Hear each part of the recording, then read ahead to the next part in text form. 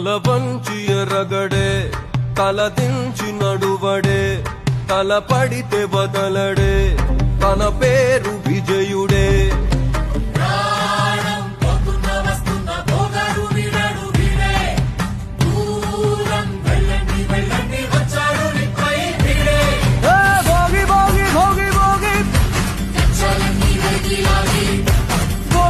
ఏం చేస్తాను, చికెన్ తీసుకొచ్చి కూర వండి పెడతాను.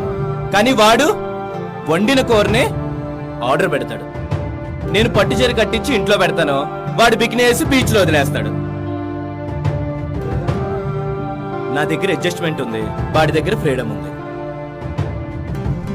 ఎవరికైనా ఫ్రీడమే కదా కావాలి.